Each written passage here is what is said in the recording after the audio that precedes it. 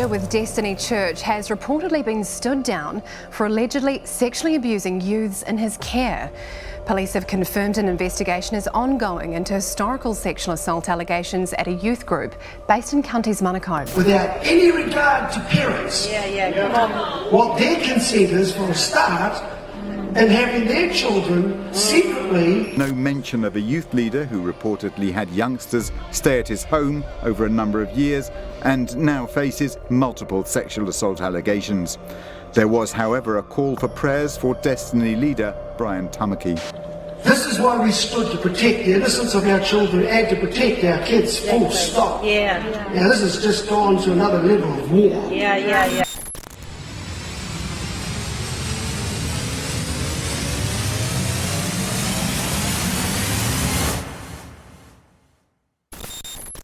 Hello there everyone, welcome back to Ash Reborn. Today we need to talk about a serious issue involving Destiny Church, its leadership, and some recent quite disturbing allegations that have come to light.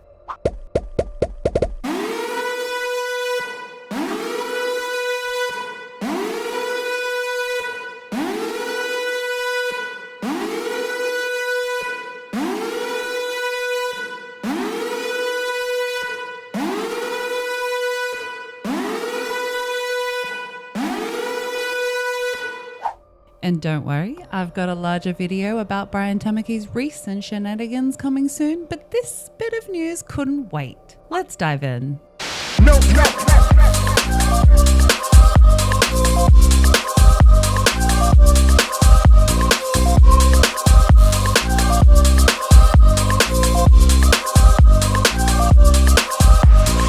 So, the New Zealand Herald recently reported that a youth group leader from Destiny Church has been stood down amid allegations of sexual abuse.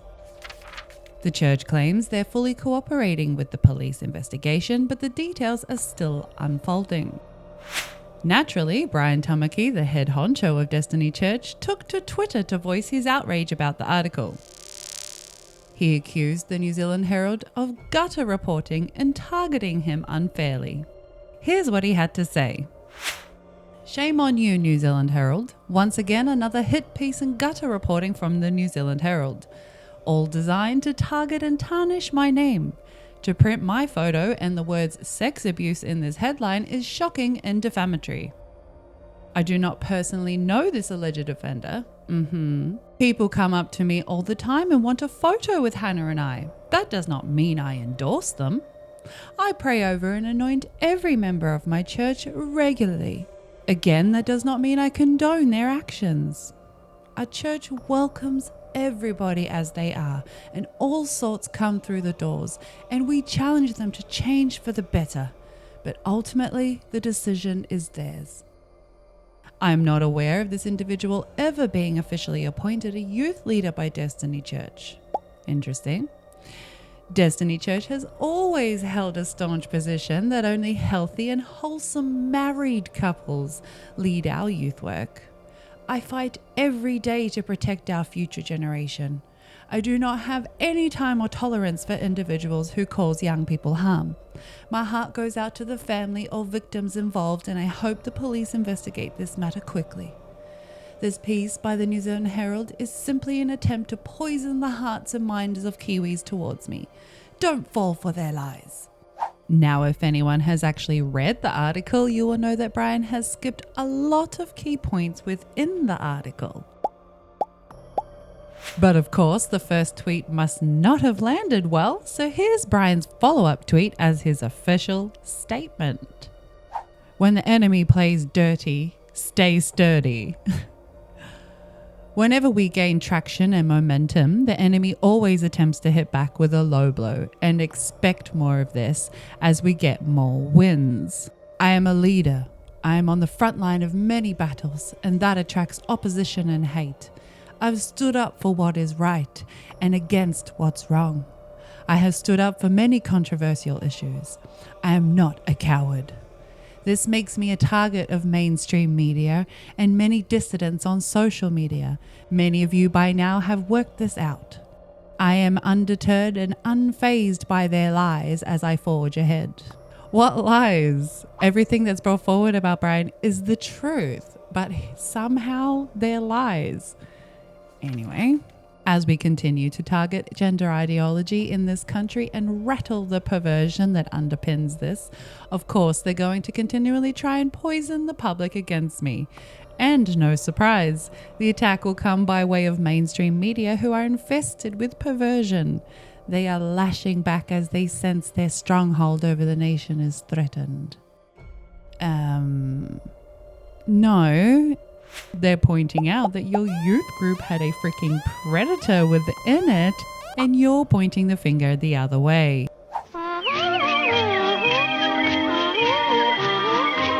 The last thing they want is for you to support me. With the hit piece article media released yesterday, let's be clear. I, Brian Tamaki, have done nothing wrong. I had nothing to do with this alleged offender. I don't even know him, and neither do I know everyone who attends our church. I have no time or tolerance for individuals who harm young people. I am focused on freeing this nation from the deadly grips of trans/gay and Islamic influence and corrupt systems that don't work for the people, i.e. politics, media. Destiny Church has done nothing wrong. The church never appointed this alleged offender as Destiny Church youth ministry leader. So how did he get access to all these kids? Anyway, when the church became aware of allegations against this individual and his voluntary work, he was prohibited from attending Destiny's church. Okay. Yay, I guess? When this individual began attending another church in Counties Monaco, Destiny Church notified that church of the allegations against this individual. We applaud the police for looking into this matter and taking the victims' testimonies seriously, and we hope justice is exacted quickly. We will not comment any further on this case, so the victims are not prohibited from a fair trial. You smell that? Huh? Smells like bullshit. So enough of that. It's full steam ahead. The media's distraction from the main mission will not work. Hands off our kids. This remains our mission. We're going to shout it even louder because it's obviously unnerved our opposition. Massive action is coming over the coming weeks. They posted this week as we begin to roll out the action plan ahead. So as you can see, Brian Tamaki is doubling down, deflecting any responsibility while still pushing his own agenda against the rainbow community, as if they are the perverts, not them. It's a classic case of deflection and blame shifting, as once again he skips over key points in the article in an attempt to avoid any accountability. Like the fact the mother claims Destiny Church have not been supporting her or the other victims. Or the fact that the mother, along with other parents, was concerned about their son's behavior becoming more hostile and misogynistic towards women and especially themselves as mothers. And even though she claims she has previously raised these concerns with the leadership of Destiny Church, she has received no response.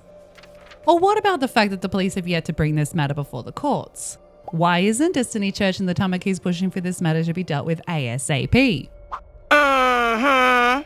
Why are they not protesting outside the police station or speaking out publicly, wielding their influence to actually have a predator prosecuted? This happened inside their church groups. This happened under their leadership. They were aware. Yet they would still rather distance themselves and shut down ranks rather than to actually get this man put away and get these young boys the help they now need because they were abused by a man who was clearly unvetted. This is just the same sweep it under the carpet bullshit that allows predators to get away with it time and time again. And while Brian Tamaki continues to deny any personal connection to the alleged offender, even though there is apparently loads of photos of them together and this man participating in church events and whatnot, and even though they would rather have it disappear by deleting it offline in the hopes that it just goes away, let's not forget this isn't the first or the second time Destiny Church has found itself in this kind of hot water. Remember their cozy relationship with Bishop Eddie Long? We are nothing. And it's all because of him that we are who we are and that we know who we are. As Bishop preached so well and taught us last night, that it's important to know who we are. And we know who we are. We know what we've got to do. It's our awesome privilege to introduce you to somebody. He made a declaration. For those who might not recall, Bishop Eddie Long was a prominent American pastor who faced multiple allegations of sexual misconduct against teen boys himself. One of the assaults against one of the teen boys actually occurred here in New Zealand right after a Destiny Church event. Yet despite these serious accusations, Tamaki and Destiny Church continue to associate with him, inviting him multiple times to Destiny Church events across the years. It's a troubling pattern that raises even more questions about the church's leadership and their true priorities. Classy, right? But wait, there's more. Destiny Church has been on a what now can only be seen as hypocritical crusade against the rainbow community, calling them child groomers, sexual deviants, and accusing them of indoctrinating our children. They criticize events like Rainbow Storytime and sex education in schools, claiming these are not properly vetted and lack parental consent. Here's where it gets even more hypocritical.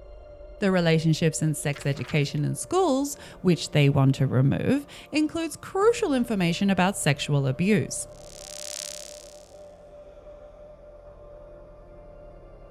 Since its rollout, there has been a significant increase in reports of abuse and reduction in abuse in teen relationships. This education is literally helping kids identify and report abuse. So why would Destiny Church want to remove something that protects teens? Alarm bells, anyone? Even more concerning is the meetings Destiny Church has held with the boys who claimed to have been abused by the youth leader behind their parents' back.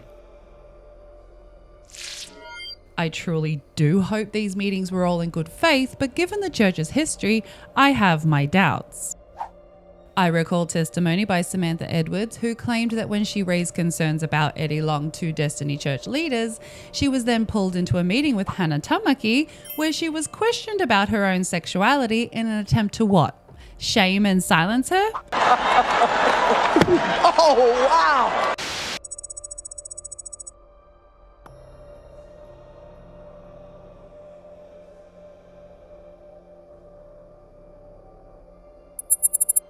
I went to Brian Tamaki, okay? I went to a couple of the leaders. Right after I found out about what Eddie Long was doing, I met Maurice Robinson. I met him personally. I was up front and centre at Decade of Destiny, doing the saxophone solo because Hannah Tamaki had written the song. Beautiful song, by the way. She's a talented lady. I was there after that. Eddie Long was on the stage when Maurice Robinson came up, sort of behind Eddie Long, and I remember looking in his eyes thinking, I remember the cognitive thought, even today, wow, that boy looks traumatized. I had no idea. I couldn't have suspected what was going on. I didn't know that they were about to go back to Eddie Long's hotel room and he was about to rape him. I didn't know that.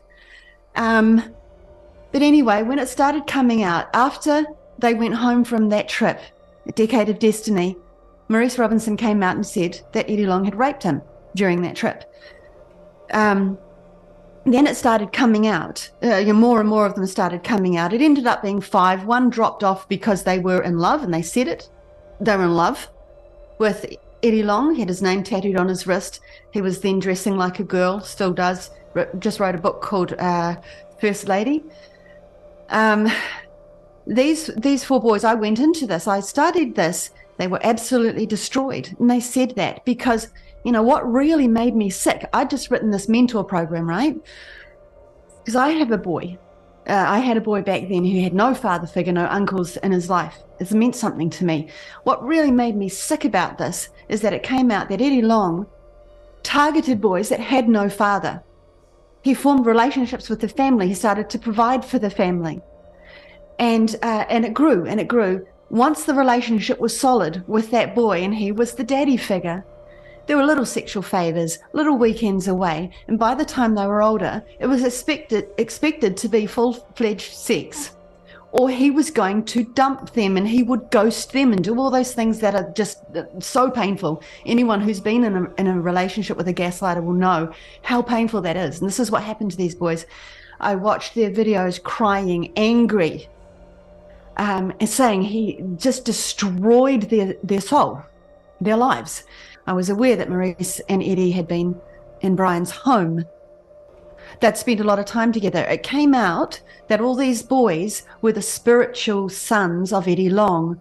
I then started to think, wow, Brian's the spiritual son of Eddie Long. I then started to think about, okay, so this has come out, but Brian's never said anything. So I went to Brian and I said, should we say something? Because Eddie wandered freely during that whole week of Decade of Destiny amongst the youth. And it came out that this is how he did it. He would wander, he would just take phone numbers, then he would meet them somewhere, send them something. So this is how it sort of grew. And so I said, should we put out a call just to sort of check whether anyone's given their phone number to him, just to make the parents aware? And he said, no, that won't be necessary. And I was like, oh, okay. And then so I went back and I spoke to someone else that was and they said, no. Then one of them came to me and said, oh, we hear you've been asking some questions. And all I can say is it wasn't the words, it was like a spiritual intimidation where I walked away shaking. And I knew I was in big trouble. Soon after that, Hannah Tamaki called me into the church. I turned up thinking, what's this about? She was waiting at a big board table, couple of guys there. And I sat there, what's this about? And she wanted to know, right from the moment I sat down, whether I was having sex with my boyfriend. And I thought, wow, I'm like a 35-year-old woman. What sort of business is that of yours? It was a bit awkward, to say the least. But what was happening was I was being intimidated. And I felt it so strongly. I ended up not going, just sort of like just hiding a little bit. I then thought I have to get out, and I went back to get my instruments that I kept because I was always playing their band practice, like 3 times a week. So I didn't even bother bringing them home anymore. I had a whole lot of gear, went to get it, and it had all been moved and put in a locked room. And so I had to go to the office and say, can I please get my gear back? And once again, I was grilled about what I'd been saying, what questions I'd been asking. So anyway, I left. And then a few years later, well, what was it, about 3 years after that, something like that he was invited back again.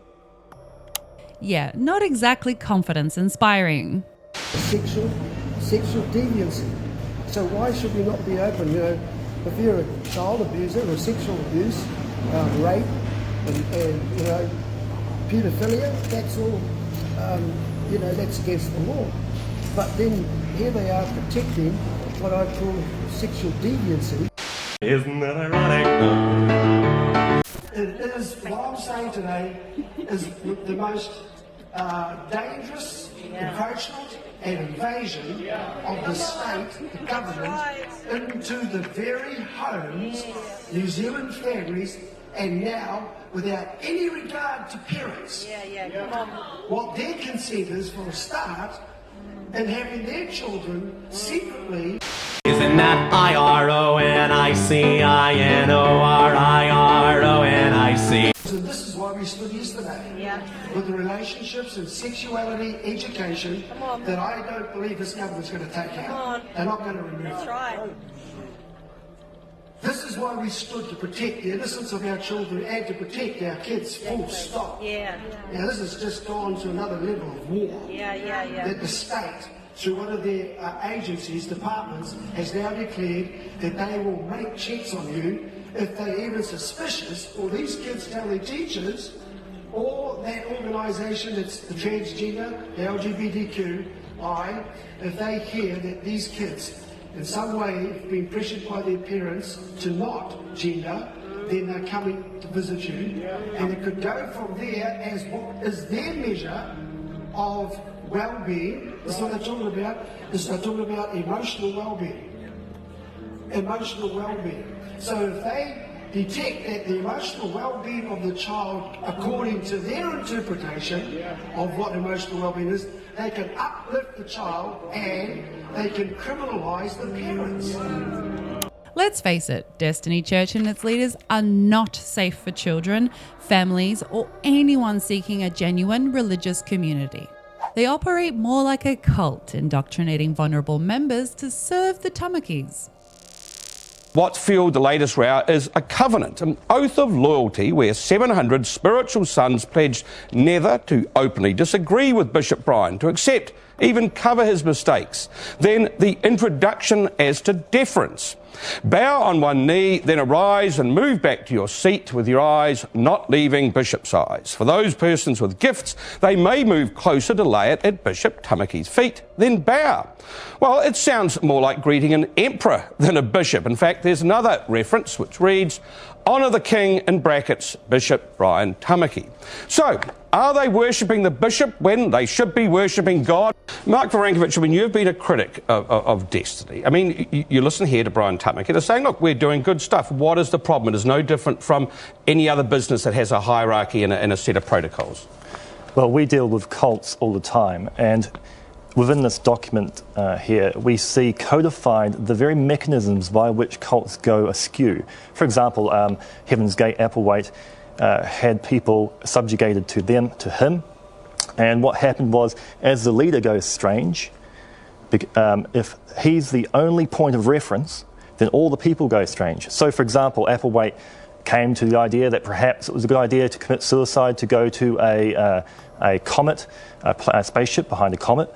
And because he was the only point of reference that all his people looked up to, they also committed suicide. So the pattern is the risk. It's also it's the isolation. It is the fact that Brian claims, or at least seems to claim, to be the mouthpiece of God, even though we know that's not true because his prophecy has failed. But most of all, I think it is that pattern. But also one thing that is important to realise is that Destiny Church, and we need context here, Destiny Church is not a Christian church following Jesus Christ. It is a church following a man by the name of Brian Tamaki who claims to be the mouthpiece of God.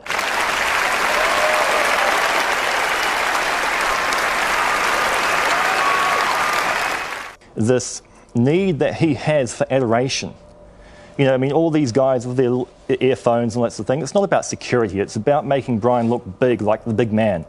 And his need to actually be adored. And the people adore him in Destiny. If you talk to someone in Destiny, in fact, a man went along to one of his services, Jesus Christ was mentioned twice, Brian Tamaki was mentioned 102 times. The focus, and here is an important point, Christians in New Zealand are sick of being identified with this man. All due respect, Brian, they're sick of being identified with him. And it is a case of when Brian speaks, it's not God speaking, it's not Christian speaking, it's Brian Tamaki speaking from his own head. Is that what it is? Is it all about Brian? No, I didn't hear anything you said, actually. Brian Tamaki's dangerous rhetoric, like stating it's a time to kill when referring to the rainbow community, is alarming and needs to be stopped before it incites actual violence where someone gets hurt or, dare I say it, killed. What sort of Christians are we breeding? I think it's high time to hold Brian Tamaki and Destiny Church accountable. We must protect our vulnerable youth from harm and ensure that dangerous ideologies do not take root in our communities. And here's what you can do to help hold Destiny Church accountable. First, share this video. The more the people know, the better. Second, you can contact your local representatives. Let them know you're concerned about Destiny Church's actions and ask them to look into it, especially considering the school he runs will be applying for government funding. Should a school be run by a man who overlooks sexual predators and is unable to provide a vetted and safe environment for children? Oh, hell no! So you make your opinion known. Thirdly, you can support organisations that promote a safe and inclusive environments for our youth. Lastly, stay informed and speak out. Keep an eye on the news and don't be afraid to voice your concerns on social media. The situation is still developing, so we'll have to wait and see what the police investigation uncovers. But one thing's for sure, this isn't a good look for Destiny Church, and Brian Tamaki's tweets aren't doing them any favours. It's crucial for everyone to stay informed and critical, especially when powerful figures try to manipulate the narrative to serve their own interests.